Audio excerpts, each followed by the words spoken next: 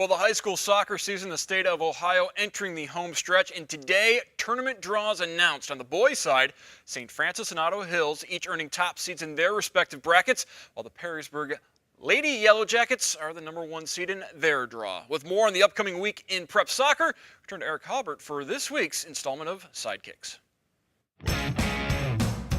Sidekicks is brought to you by Pacesetter Soccer Club. Soccer excellence since 1980. All right, it is time for Sidekicks. On my left, we have Danny Fisher, Girls Director of Coaching over at Pacesetter. On my right, the head coach at St. Ursula is Chris Black. St. Francis, that's what we like to call him. But he's really not a saint. Francis Stevens not here, parts unknown. We don't even want to get into it. All right, let's start off firstly. Gentlemen, tonight was the draw for the tournament for soccer here in Northwest Ohio and throughout the state. Couple of teams come to mind. I'm going to guess, Danny, you're going to tell me Perrysburg is going to be one of the teams to beat.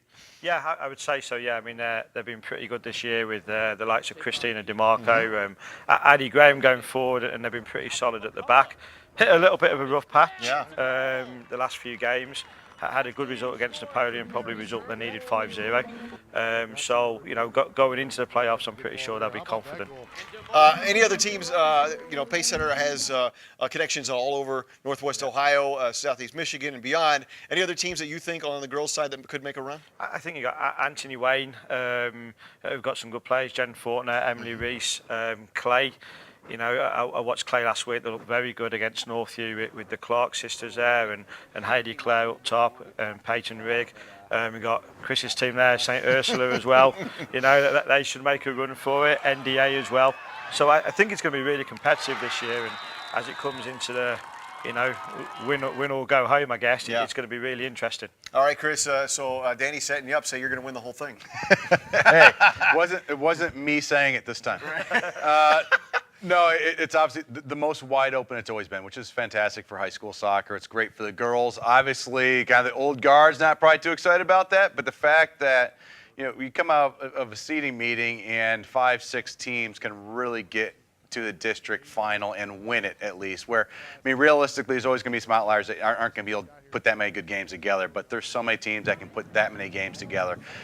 What we all hope for, though, is that the team playing the best soccer at that moment gets through the district so it can make the best run into the state program, the state finals, which I think, you look back at Perrysburg, I think their loss and their ties are fantastic for them. I mean, it hurts on the day. It's not very exciting and not very happy, but go through that kind of that sense of loss and get that desire up and going again, get hungry.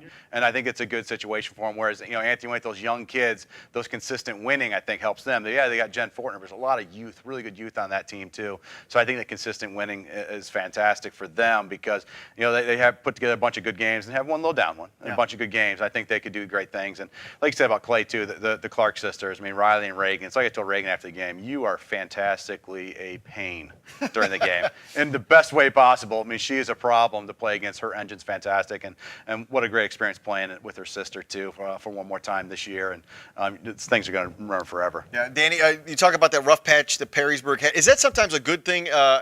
Getting close to the tournament time, maybe wake you up a little bit, say you're not as good as you think you may be. Yeah, it's good sometimes just to have that little, you know, adversity and how you deal with it. You know, there's no harm in going on a little stretch where maybe things just don't go your way. You know, lady luck doesn't always go your way, and that's maybe been the case for them for the last few games anyway.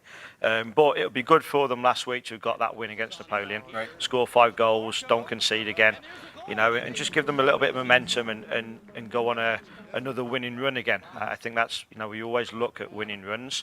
You know, if you can go 5, 6, 7 games without a loss, you know, you may suffer one then. You may suffer a little bit of adversity, but it's always how you respond. And, you know, they've responded pretty well last week against Napoleon. And so, you know, I think they'll certainly be a threat this year as well. For the guys, and I'm going to turn to Chris Black since Francis Stevens is not here. Chris, we've been talking about this. I feel like the same teams all year long, but rightfully so, right? And it's going to come down to it again. St. John's, Northview, Anthony Wayne, and who else you want to throw in there? St. Francis. Yep, exactly. St. Francis. You've got a couple teams too with like fantastic goalkeeping. I mean, look at like Nick Woodard at Springfield. Do I think Springfield's going to win a district? No, but they might ruin somebody's first, second round because great goalkeeping, a lot of hard work across that field, they can keep somebody out of a game and come out with a tight race. Southview, same thing. Let them wide open play on you.